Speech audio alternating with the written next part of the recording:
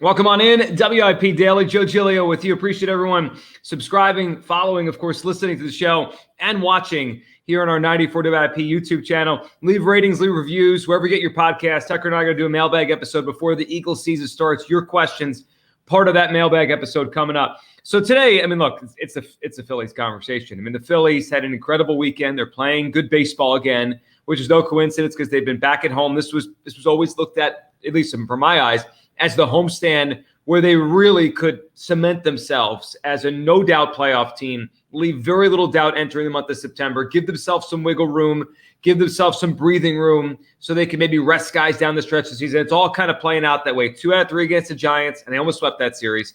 And then, of course, what they did to the Cardinals. Boy, have the Cardinals fallen. It's amazing these two teams were on the same field in the NL Wildcard Series last October. In fact, the Cardinals had that 2-0 lead entering the 9th inning of Game 1. And, all of us were thinking that game was probably a wrap. The Phillies were going to lose, go down 0-1. It was going to be on Aaron Nola in Game 2 to try to force a Game 3. And then, we know what happened as the Phillies came back, and then they won Game 2, and away they went towards a march to a National League championship. So 3 things hit me this weekend. And I don't want to ignore Aaron Nola because he pitched well, but he wasn't even one of the biggest 3 things that hit me this weekend. Nola did pitch well yesterday, but 3 things hit me this weekend on the Phillies, and they're all they really point to 3 signs that point to a team that has a really good chance to make a deep run into October. Really, these 3 things are significant for the Phillies, and I think we need to kind of together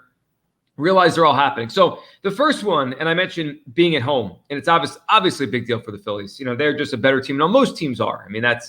That's pro sports, it's baseball, but the Phillies really, it's a drastic difference, and it's why getting that top wild card, which it looks like the Phillies are in great position to do. Now, September will be tougher. Once they clean up the Angels this week, they'll go to Milwaukee this weekend. They have the Braves in September. It's not going to be a cakewalk the entire time, but they're in a good position because all the other NL wildcard contenders are going to play each other, and the Phillies have given themselves a cushion. But at home, which is obviously the goal of the NL wildcard series, to play all 3 or maybe just 2 games here at Citizens Bank Park. Since Rob Thompson became the manager, the Phillies have been a ridiculous team at Citizens Bank Park. So now after the 3 wins this weekend, they're 79-46 at Citizens Bank Park.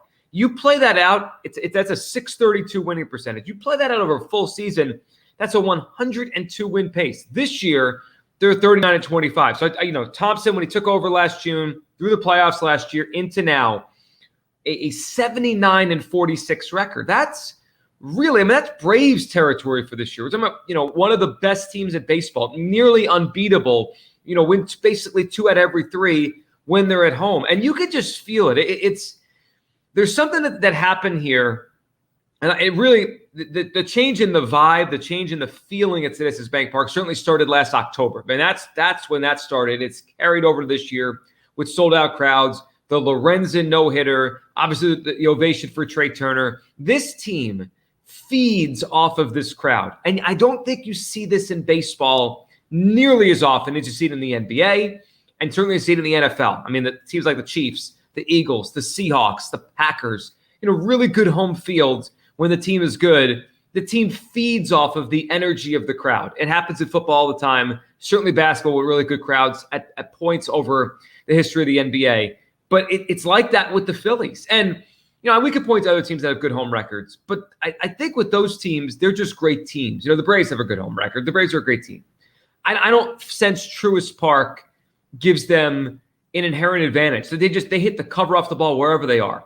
I don't sense with Dodger Stadium it gives the Dodgers an inherent advantage. They're just a really well-run baseball team. Fenway, for a period of time, about 20 years ago, that Big Papi, Manny Ramirez team, all the way through the other group they won with Kevin Youkilis and Papelbon and those guys, Fenway had a feel to it, especially with a big David Ortiz at bat. There was a feel to Fenway Park to where you just felt the Red Sox were going to do something good. And Citizens Bank Park has begun to have that feeling, in my opinion, over the last year plus. I was at a lot of the playoff games. Went to 1 home game so far this season. Want to obviously be out in October, assuming they're there, and I think they will be. But when Bryce Harper comes to the plate, there is that old Big Papi sense that I remember up in Boston those years, like something big is about to happen. It felt like that all last October. It felt like that this past week with the Camilo Doval at bat in the 9th inning of the 3-run home run. There's something to this team in this park. It cannot be discounted. It's a big deal if the Phillies can lock up that number 1 seed. And it could permeate its way through the playoffs, assuming the Phillies can just hold their own on the road. Like, let's just play it out. Phillies get through the Cubs or the Giants or the Diamondbacks in that first round. They go to Atlanta in round number 2. Best of 5, just like last year. First 2 in Atlanta, next 2 here, a potential game 5 back in Atlanta. If the Phillies could steal one of the first 2 in Atlanta and they come back here, just like last year, to a rocking Citizens Bank Park, that's not going to feel like a mismatch. It's not going to feel like one team's way better than the other, because here it's not. So home field just continues to be a major thing for this baseball team. The second thing that hit me this weekend, watching the game on Saturday, was just how good Zach Wheeler is. And really, I don't think we've properly really cemented this in our heads, like what we've watched here. And I have a couple theories on why. I mean, the year he got here was the pandemic year. He signed in late 2019, the winter going into 2020. The season was all disrupted. It was a 60-game season. It was very easy to just not pay attention to what he did. And he was good. The next year, he pitches like a Cy Young Award winner. They don't make the playoffs. The next year, he's pitching well, but he gets hurt, and he can't pitch the last 6 weeks of the season, or thereabouts. He came back for the last week or so, and then was good in the playoffs. And then there's this year. So it's been a weird kind of 4 years for Zach Wheeler, where everyone realizes he's been really good, but I don't think we've properly accepted how good he's been. So here are the numbers. This is including Wheeler's start this weekend. He's had 95 starts in a Phillies uniform. If you go look at his numbers compared to Roy Halladay's first 95 starts, and Halladay, again, did it in a different realm. He came here, the team was already good. He had a Cy Young season his first year. He had 2 great seasons. Then he fell off a little bit, and then he fell off the cliff in 2013. Wheeler's it's been different. I actually think Wheeler has had, kind of more burden on him. I mean, Halladay got here, the team was going to be good anyway. He had other stars around him. He had other good pitchers around him in the rotation, especially in 11. With Wheeler, he's had to carry this rotation. Not that Aaron Nola's not been good, because he has, but he's had to be the ace of this rotation from the minute he got here. And obviously, the team needed to figure it out instead of just like ready-made championship kind of team. But their numbers are startlingly similar. 95 starts for Wheeler, first 95 in the Phillies uniform. I think he finished with like 103 or whatever for Halladay. ERA, 3.02 for Wheeler, 3 even for Halladay. Hits per 9, better for Wheeler. Strikeouts per 9, better for Wheeler. Strikeout to walk ratio, pretty close. 5.34 for Halladay, 5.06 for Wheeler. Pretty close, a little bit better for Halladay. The WIP, identical, 1.05. Their wins above replacement. And I thought this was the most interesting to me because, you factor in all those innings and complete games, you would figure Halladay's WAR, his wins above replacement, would just be higher because he's more valuable. Well, it's not. Wheeler's WAR is slightly higher. So it's pretty remarkable how good Zach Wheeler has been. He's one of the greatest free agent signings in not just Phillies history, in Philadelphia sports history. I don't think we're properly realizing this. He came here on a 5-year deal. Matt Klentak really left the Phillies with a great contract there. I mean, it's one of the best moves. I mean, Klentak, and I did this last year in the evening show. Klentak, his fingerprints are more on this run of the Phillies have had than we want to acknowledge, because no one likes Matt Klentak. But he traded for JT Realmuto. That turned out to be a better trade than I feared it would be when Sixto Sanchez debuted. He signed Zach Wheeler. He gave Aaron Nola a team-friendly contract extension. I mean, just think of those 3.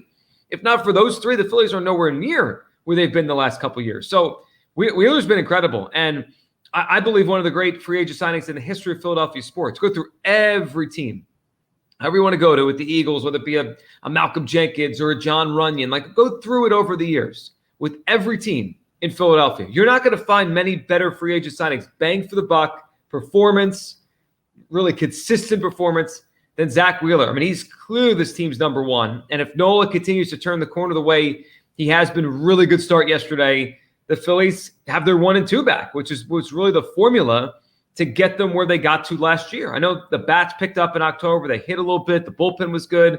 But early in that playoffs, Cardinals, Braves, and early in the NLCS, they were where they were because of Wheeler and Nola. And right now, they have both pitching well, but certainly Zach Wheeler's been phenomenal. Last thing, and last point that just struck me this weekend, is the Kyle Schwarber discussion this year has been so far off the mark, it's ridiculous. So much complaining over where Schwarber hits in the lineup, his WAR, what kind of player. Guys, Kyle Schwarber now has 88 home runs in a Phillies uniform, if you include the postseason last year. 88 home runs. There is a really good chance, if with all the Phillies are making the playoffs, that Kyle Schwarber is going to end his first 2 years in a Phillies uniform with 100 home runs. I don't think it's far-fetched at all to think he hits 12 more home runs before the Phillies season ends, whenever that is, whether it's the first week of October or early November. Guy's going to hit 12 more home runs. Probably hit 6 or 7 the regular season, maybe 8, and then boom, he'll hit his 4 or 5 in the playoffs if the Phillies can get through, a round. He's probably going to get to either very close or at 100 home runs in 2 years. And there's so much complaining over batting average. The Phillies are now 7-0 when he leads the game off with a home run, as he did yesterday. He has, since the beginning of June, I think they put him in that leadoff spot on June 2nd. And I was with Topper the whole time in this. This was the best possible version of the Phillies has this guy leading off. Since the beginning of June, where the Phillies have a 47-27 record. He has, he has 50 RBIs, 20-something home runs in that span. His on-base percentage has jumped in the second half. In the month of August alone, he has 9 home runs. He's walked 23 times.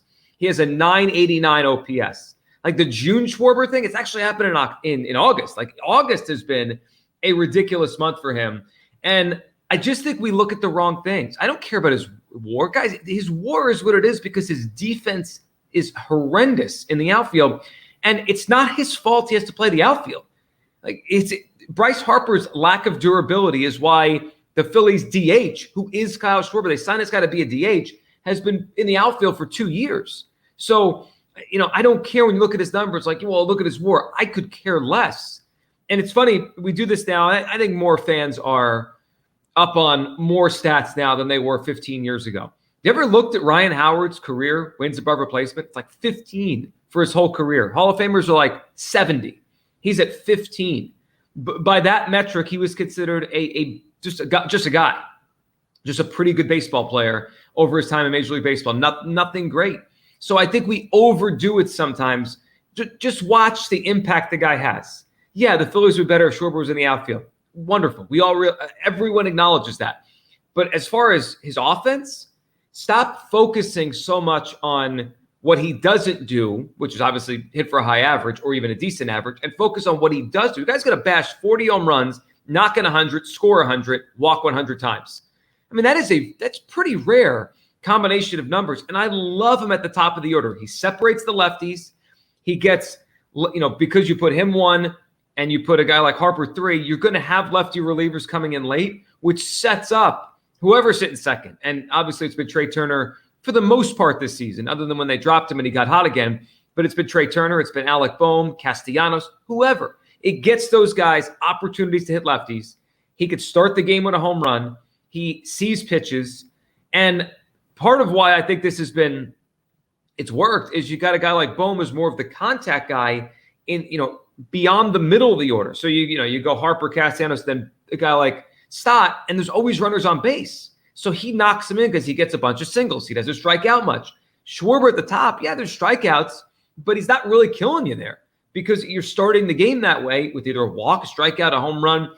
I just think we need to appreciate Kyle Schwarber. If I had told you, 2 years ago, a year and a half ago, that the Phillies would sign Kyle Schwarber, and in a year and then almost another year, the Phillies would have been in a World Series, obviously won the NL Championship, and Schwarber would be on pace to have about 100 home runs in this uniform in 2 seasons. Every single one of you would have signed up. No one would have asked me what his batting average is. No one would have cared what his WAR is. Like, let's just take a deep breath and appreciate the Phillies have one of the great home run hitters, in terms of per at-bat in the history of baseball on their team right now. They have a leadoff hitter who, when he starts the game with a home run, the team is 7-0. And obviously, we know what kind of leader he is. Dave Dabrowski's called him the greatest leader he's ever been around in a clubhouse. So you add all that together, this guy deserves to be appreciated. Not picked on for what he doesn't do well. Like, Kyle Schwarber's been an outstanding Philly for 2 years by anyone with eyes, or at least me with my eyes. I feel that. Appreciate everyone listening, subscribing, following. The Phillies are hot. It probably will continue because we know how good they are here in Philadelphia. It's a good time right now to be invested in this team as they continue to push their way towards another playoff berth. Appreciate you listening, watching, subscribing, following. Leave a review, leave a question. We'll do a mailbag episode based on a lot of those questions, that your feedback right here on WIP Daily. We'll talk soon.